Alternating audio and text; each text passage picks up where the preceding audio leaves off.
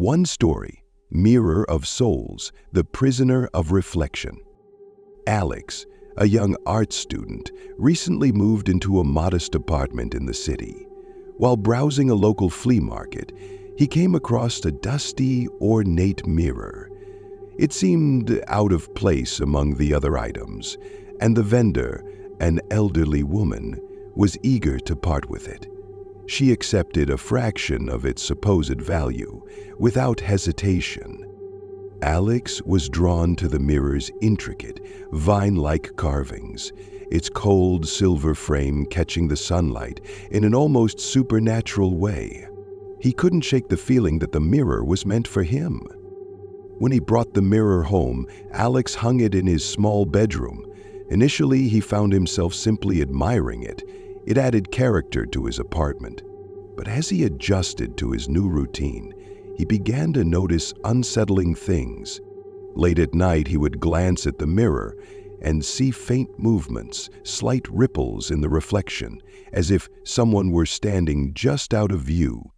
He dismissed it as tricks of the mind, exhaustion, or the play of dim light in his room. But each night, the feeling grew stronger. After a week, Alex started experiencing nightmares. Each one felt vivid, painfully real, as if he were living in someone else's body. In the dreams, he wandered through a mansion with tall, shadowy halls that seemed to stretch on forever.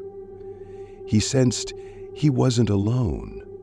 Something or someone was always just out of reach, watching him. He could hear soft, raspy breathing, and occasionally he would see a figure cloaked in darkness. The figure would stand at the end of a hall, its face hidden, its hand reaching out, beckoning him to follow. Alex would wake up, drenched in sweat, his heart racing, unable to shake the feeling of eyes upon him, even after waking. As the nightmares intensified, Alex grew increasingly unsettled. He started researching the mirror. The vendor hadn't mentioned anything about its origins, so he began scouring local forums, trying to find information on its background. After days of searching, he found an article from the 1920s about a woman named Evelyn Rain, a socialite known for her beauty and obsession with the occult. Evelyn had vanished under mysterious circumstances, and one of her prized possessions was a mirror with an intricate, vine-mattered silver frame. Rumors circulated that she had become involved in dark rituals and attempted to use the mirror as a gateway to the other side. Alex, though frightened, couldn't resist the allure of the mystery. He became increasingly absorbed, convinced the mirror held some dark secret. He found himself spending hours staring into it, almost hypnotized, feeling an odd compulsion to reach out and touch the glass. When he did, the surface was cold, colder than it should have been, as if it were drawing warmth from him. And when he pulled his hand away, it left a faint, misty print that seemed to linger longer than it should. The nightmares continued, growing more intense, more violent. In one particularly horrifying dream, he found himself in the same mansion, but this time the rooms were decaying, filled with mold and rot. The walls pulsed as if alive, and dark, twisted figures slithered through the shadows. He recognized one of the figures as Evelyn, her face a mask of pain and horror, her voice barely a whisper pleading, "Help me." Waking up, Alex was on edge. He wanted to get rid of the mirror, but he hesitated. It was as though the mirror held a part of him captive, and the idea of parting with it felt impossible. He told his friend Leo about his experiences, hoping for some reassurance. Leo laughed it off, insisting that Alex was just overworked and stressed from his studies. To prove it was all in his head, Leo suggested they perform a simple ritual. Light some candles, say a few words, and cleanse the mirror, just to humor him. They lit candles and placed them around the mirror. Alex couldn't shake the feeling of being watched, the air heavy, thick with something unseen. He began the ritual, half-heartedly repeating the words Leo found online, but as he stared into the mirror, he saw Evelyn's face, more vivid than ever. Her eyes, hollow and pleading, stared directly at him. Suddenly, the candles blew out, the room plunged into darkness, and a chill swept through the air. When the lights flickered back on, Leo was gone. Alex stood alone, staring at the mirror. He frantically searched the apartment, calling for Leo, but there was no answer. His friend had simply vanished. Desperate, Alex returned to the mirror, hoping for some clue, some sign of what had happened. As he peered into the glass, he saw himself, but it wasn't truly his reflection. His eyes looked darker, sunken, his expression twisted into a malevolent grin. His reflection mouthed words he couldn't hear, but he understood them. Yeah. Terrified, Alex tried to smash the mirror, but his hands passed through the glass as if it were water. He stumbled forward, falling into a cold, dark void, surrounded by whispers. When he regained his senses, he found himself in a dimly lit hall, one he recognized from his dreams. He was inside the mansion.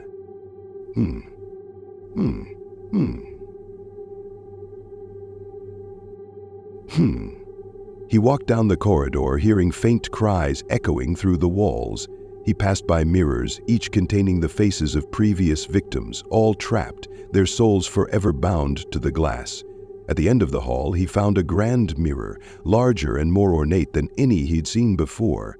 In its reflection, he saw his own apartment, his body standing rigid, with Evelyn's face now occupying his place. She looked at him through the glass, her eyes cold and empty, and then smiled. He screamed, pounding on the glass, but his body, now inhabited by Evelyn's spirit, turned away, leaving him trapped. Alex realized with chilling certainty that he was now just another soul within the mirror's endless prison, another victim in Evelyn's twisted plan for immortality. And in the outside world, the mirror hung in Alex's apartment, waiting for its next owner. 2-story, room 666, the Labyrinth of Souls. Tom, an adventurous traveler, is on a long road trip across the country when he finds himself lost on a foggy, desolate highway. He's been driving for hours and desperately needs a place to rest. Just as he's about to give up, he spots a small, run-down hotel on the side of the road.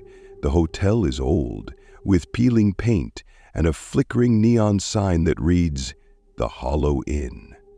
Vacancy. The lobby feels timeless, filled with dusty old armchairs, dim lighting, and the faint smell of mildew. The receptionist, a thin man with hollow eyes and a strange smile, hands him the key to room 666. Tom chuckles at the strange number, but the receptionist doesn't return his smile. Instead, the man stares at Tom with an expression of what seems to be pity and perhaps a touch of fear. Dismissing it as his imagination, Tom heads up to his room. As soon as he enters, Tom feels a strange chill in the air. The room is unsettling, furnished with antique decor, faded wallpaper, an old-fashioned writing desk, and a large, ornate mirror hanging above the bed. Everything feels stale, as if the room hasn't been touched in decades. Despite the unease creeping over him, Tom is exhausted and decides to sleep. He pulls out his phone to charge it, but to his surprise, there's no signal, and his battery seems to be draining unusually fast. Trying to relax, Tom falls asleep, but not for long. Around midnight, he's awakened by a faint creaking sound. like footsteps in the hallway outside his door. He gets up to check, but when he opens the door, the hallway is dark and empty, stretching on longer than he remembers. Brushing it off as his mind playing tricks, he returns to bed, only to be jolted awake once more by a faint whispering sound. It seems to be coming from the large closet in the corner of the room. Nervously, he approaches the closet, feeling the chill deepen as he nears it. The door creaks open, revealing nothing but darkness inside. Just as he's about to close it, he notices a worn leather journal on the closet's floor. Inside are pages and pages of scribbled writing describing horrifying experiences from previous guests in room 666. The last few pages contain a frantic, hastily written message. "There's no way out. The halls never end. If you're reading this, don't let them see you in the mirror." Chilled to the bone, Tom slams the closet door shut and turns back to his bed, only to find that the ornate mirror above it has changed. In the dim light, he sees his reflection, but something is off. His reflection looks back with a cruel, twisted grin that doesn't match his own expression. Horrified, he backs away, but when he turns toward the door, it's gone. The wall where the door once was is now solid, with no trace of an exit. Frantic, he searches for another way out, but the windows are sealed shut and the walls seem to close in around him. Just then, he hears footsteps approaching from behind. He spins around, but the room is empty. Yet the footsteps continue, growing louder and closer, as if someone or something is circling him, moving just beyond his line of sight. The whispers begin again, louder this time, echoing through the room. In a panic, Tom rushes to where the door used to be and slams his fists against the wall. The plaster cracks, revealing a dark, narrow corridor behind it. Desperate for an escape, he steps through the opening and finds himself in a dimly lit hallway that seems to stretch on forever, lined with identical empty rooms. As he walks, the hallway twists and turns in impossible ways, looping back on itself, leading him in circles. The corridor feels alive, shifting and rearranging, trapping him in an endless maze. He passes doors marked with random numbers, none of them making sense, until he reaches another door marked 666. Terrified, yet compelled to enter, he opens the door and finds himself back in the same room he had just left. The room is identical, down to the smallest detail, but there's something different. The bed is unmade, and the journal he had found earlier is lying open on the desk. This time, the journal has a new message scrawled across the page: "You're not alone here." Suddenly, the lights flicker, and he catches a glimpse of a figure standing in the corner of the room, a shadowy, indistinct form with glowing eyes that watches him silently. His pulse races as he realizes he's trapped in a place that defies logic and reality, with no way out. The figure in the corner begins to move toward him, and Tom backs away, frantically looking for any escape. In a moment of desperation, he returns to the mirror above the bed. This time, he sees more than just his reflection. He sees a series of faces, each one frozen in terror, their mouths open in silent screams. They seem trapped, their eyes pleading, reaching out toward him from the other side of the glass. He recognizes one of the faces. It's the receptionist who gave him the key, its expression one of despair. The shadowy figure draws closer, and as it touches his shoulder, a wave of coldness floods through him. The room grows darker, and he feels his own face contorting, his body growing heavier. His reflection in the mirror begins to change, taking on the same twisted grin he saw earlier. As his vision fades, he realizes the terrible truth. Every guest who's ever stayed in room 666 becomes part of the mirror, trapped in an eternal loop, their souls imprisoned in the hotel. And now he's one of them, doomed to watch through the glass as the cycle repeats. The next morning, the receptionist appears back at the front desk, his hollow eyes glancing toward the entrance as a new traveler walks in, tired and lost, looking for a place to stay. The key to room 666 is ready, and the Hollow Inn awaits its next guest. 3-story, Forest of Shadows, the Keeper of the Dark. A group of friends, Chris, Amy, Mike, and Lisa, are setting off for a long-awaited camping trip deep within the secluded, mist-filled Whispering Woods. Known for its haunting atmosphere and unmarked trails, the forest has a reputation among the locals as a place best avoided. Stories circulate of eerie sounds and disappearing hikers, but the friends dismiss these tales as nothing more than campfire legends. They're looking for adventure and escape from city life, and the mystery only adds to the excitement. After setting up camp, they're greeted by an old man who emerges from the woods, his face shadowed under a worn-out hat. His voice is a low rasp, as if unused for years. The forest doesn't take kindly to visitors, he warns, his eyes dark and filled with an odd mixture of fear and pity. You don't belong here. Leave before the dark sets in. The friends exchanged nervous laughter, brushing him off as a superstitious local. He simply shakes his head, muttering as he fades back into the trees. As the sun sets, the friends gather around the campfire, telling ghost stories and laughing off the strange encounter.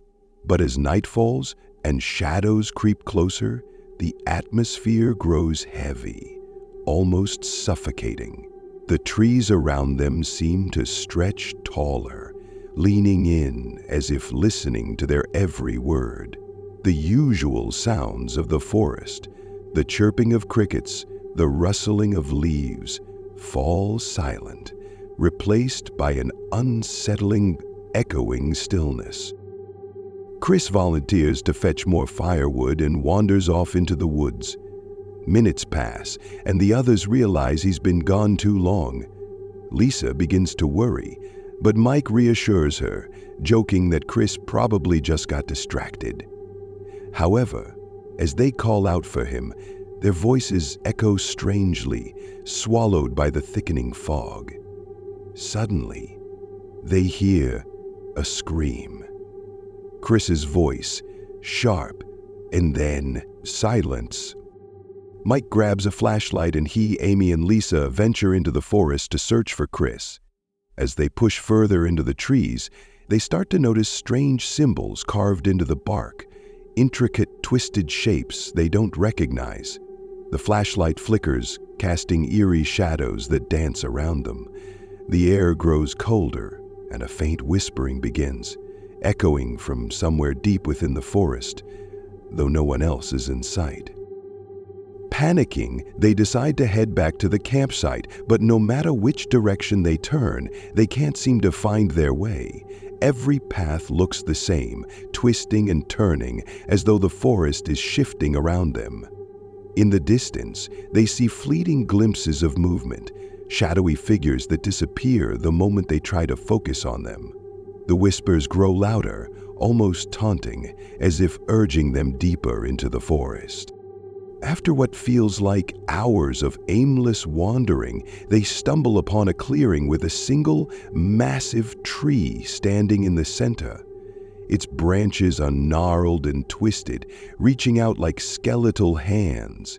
Tied to the tree are worn scraps of clothing, small trinkets, and faded photographs of people with hollow, empty expressions. Among the items, Lisa gasps as she spots something horrifying: Chris's red backpack lying in a pile of leaves at the base of the tree.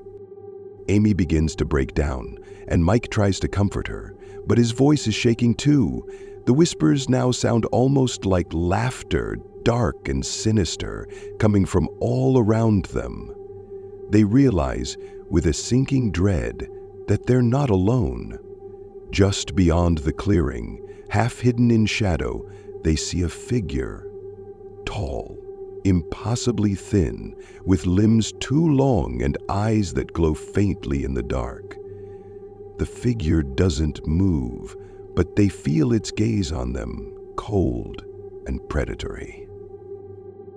Lisa grabs Amy's hand, whispering that they need to run, but as they turn, the creature suddenly appears in front of them, as if it had melted from the shadows.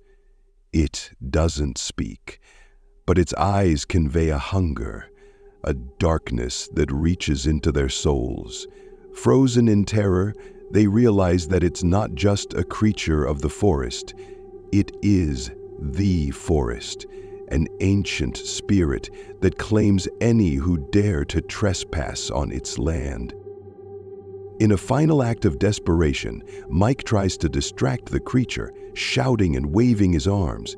As it moves toward him, Lisa and Amy sprint back into the trees, their hearts pounding as they try to escape the spirit's relentless pursuit. They can hear Mike's screams behind them, but neither dares to look back.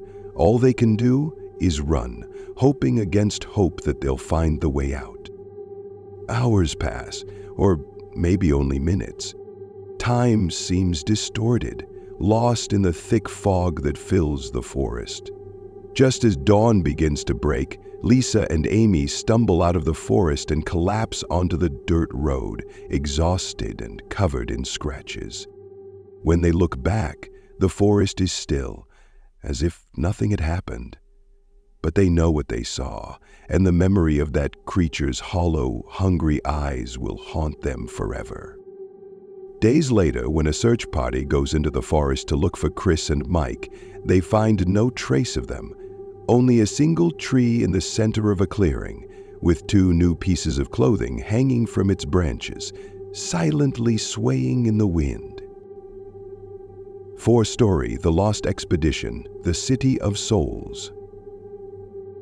A team of archaeologists, Dr. Alan Reese, his assistant Claire, and fellow researchers Ben, Sarah, and Victor set out on an expedition to uncover a long-lost city buried beneath the sands of a remote desert. Local legends speak of the city as cursed, a place where any who enter are never seen again. Despite the warnings, Dr. Reese is driven by his ambition to make the greatest discovery of his career. Rumors tell of an ancient artifact, one believed to grant its possessor immortality or a fate far darker. After a grueling journey through the barren desert, the team finally arrives at the edge of the city, its crumbling walls barely visible under centuries of sand and erosion. The air feels thick, charged with an oppressive stillness. Claire senses an unease, a feeling of being watched, but brushes it off as nerves. They set up camp near the entrance, their excitement mingling with the quiet, growing dread. As they venture into the city, the ruins seem almost untouched by time. Strange symbols are carved into the stone walls, hieroglyphs that Dr. Reese can't recognize, despite his years of study. The city feels like a labyrinth, its passages winding and turning back on themselves, disorienting even the seasoned explorers. But within hours, they discover the ancient temple at the city's heart, its entrance adorned with dark, twisted statues that seem to watch them with lifeless eyes. Inside the temple, they find a large stone altar with an ornate chest in the center, covered in intricate carvings that seem to pulse faintly in the dim light. Dr. Reese can barely contain his excitement as he approaches it, dismissing the warnings etched into the walls. In his haste, he overlooks the dark stains on the stone floor, remnants of past intruders who may have met a grim fate here. The others hesitate, but his drive is contagious, and soon they're all gathered around the chest, breathless with anticipation. Ignoring the ominous carvings, Dr. Reese lifts the lid, revealing a dark, glistening crystal. Its surface shimmers with a hypnotic pull, casting an eerie light across their faces. But as he reaches out to touch it, a strange sound reverberates through the temple, a low, haunting wail, like a whisper from beyond.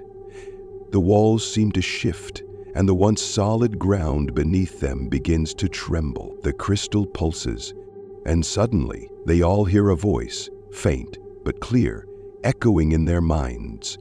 "You do not belong here." In the days that follow, the team tries to leave the city, but each attempt to find the exit only leads them back to the heart of the ruins. It's as if the city itself has come alive, rearranging its paths to keep them trapped. They begin to feel eyes on them constantly, dark figures lurking just at the edge of their vision. Ben, the youngest member of the team, begins to unravel first.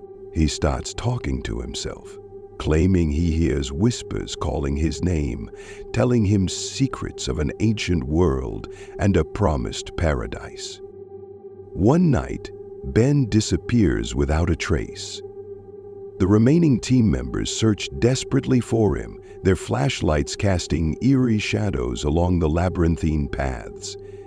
They eventually find his backpack lying at the edge of a deep chasm, the stone walls carved with claw-like marks.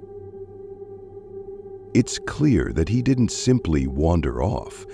Something, or someone, took him.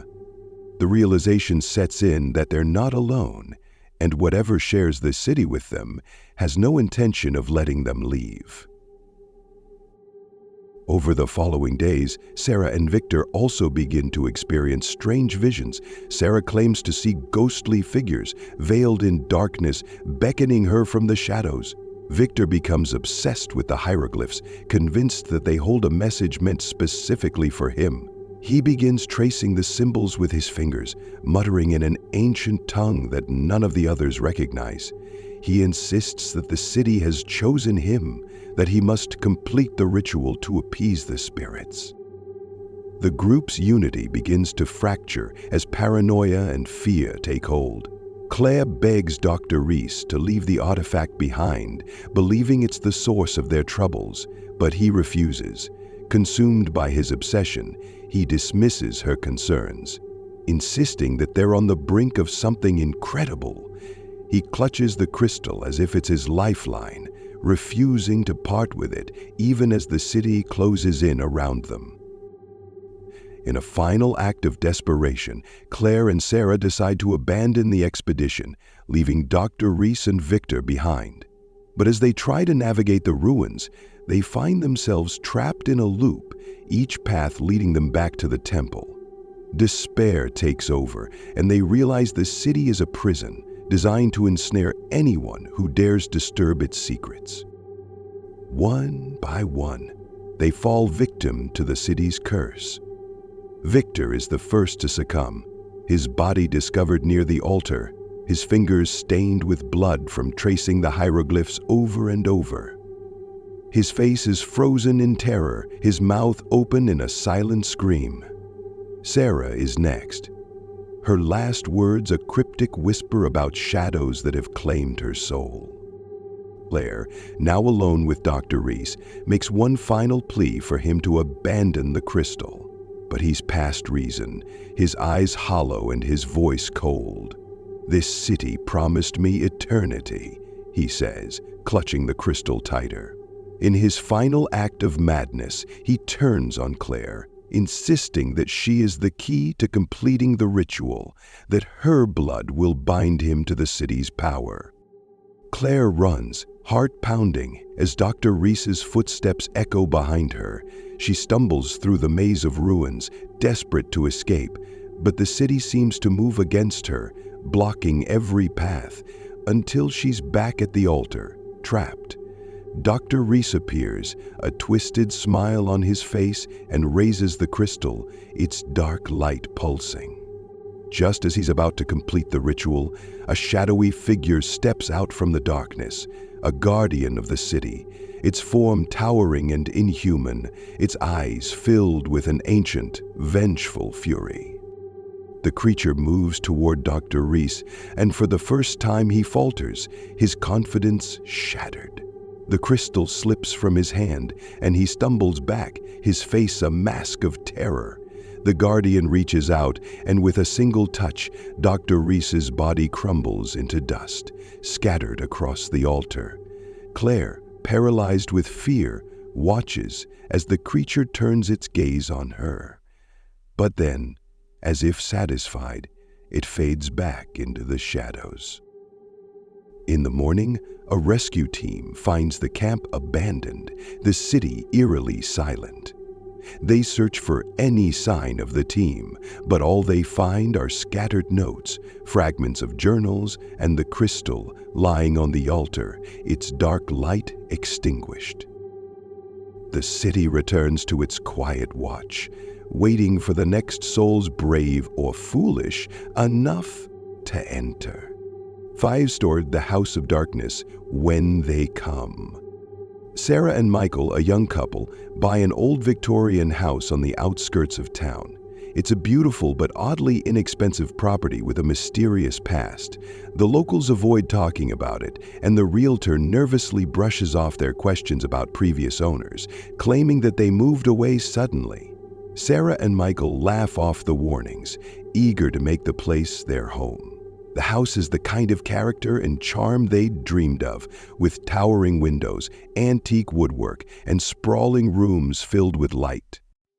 The first night is unsettling. As they settle into bed, the house feels overwhelmingly silent, yet alive. Strange noises drift through the halls, creaks, groans, and a faint whispering that seems to come from nowhere. Michael insists it's just the house settling, but Sarah can't shake the feeling of being watched. In the dead of night, she awakens to the sound of footsteps just outside their bedroom. She wakes Michael, but when they look, the hallway is empty. Over the next few days, the sounds become more frequent. Doors open and close on their own, and they begin to find objects moved from where they left them. One evening, Sarah discovers a dusty old diary hidden in a compartment beneath the bedroom floorboards. The diary belonged to a woman named Lillian, who lived in the house in the early 1900s. Her entries start off normal, describing the joys of moving into the house with her husband, but gradually they become erratic and fearful. The final entries are scrawled hastily, with lines crossed out and rewritten. "They come every night," she writes. "They stand at the foot of our bed, watching, whispering. My husband thinks I'm losing my mind, but I know what I saw. The house won't let us leave." Sarah's heart races as she reads, her fingers trembling as she turns the last page. Lillian's handwriting grows frantic, almost illegible, before it abruptly stops mid-sentence. That night, Sarah dreams of shadowy figures standing in their room, silent and unmoving. When she wakes, she finds herself staring at the same spot where the figures stood in her dream. Michael tries to reassure her, but he too begins to feel the weight of an unseen presence in the house. The atmosphere grows darker, heavier, as if something in the walls is watching, waiting. One evening, while exploring the basement, they find strange symbols etched into the stone walls. The marks are faint but unsettling, like a ritualistic script neither of them recognizes. At the center of the basement floor is an old rusted door, bolted shut. They try to open it, but it won't budge. Michael suggests leaving it alone, but Sarah feels an inexplicable pull toward it, as if something on the other side is calling her name. The next few nights are unbearable. They begin hearing voices, soft whispers in the dark, coming from every corner of the house. Shadowy figures appear in the hallway, their faces hidden, their eyes hollow. Sarah is frozen with terror as one of the figures steps into their bedroom, standing at the foot of their bed. She can feel its cold presence as it watches them, unmoving. She tries to scream, but her voice won't come out. Desperate, they decide to leave the house. They pack their bags and try to leave in the middle of the night. But the front door won't open. The windows refuse to budge, as if sealed by some invisible force. They're trapped. Panicked, they retreat back to the bedroom, locking the door behind them, hoping to make it through the night. Just after midnight, the whispers start again. The air turns icy and they hear footsteps slowly climbing the stairs. The shadows gather outside their bedroom door, pressing closer. Sarah clutches Michael's hand as they watch in horror as the door handle begins to turn on its own. The door creaks open and the figures enter, their faces pale, their eyes empty voids. They surround the bed, whispering words in a language neither of them understands.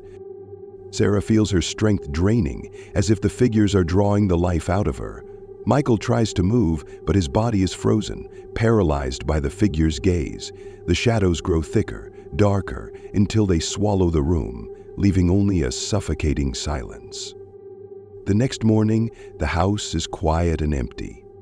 When a neighbor finally checks in, they find the bedroom door wide open, but there's no sign of Sarah or Michael. The bed is perfectly made, the suitcases left unpacked.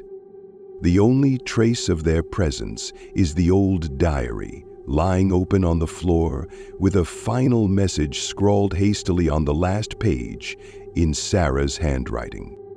Weeks later, a new couple purchases the house, charmed by its Victorian elegance and unaware of its dark past.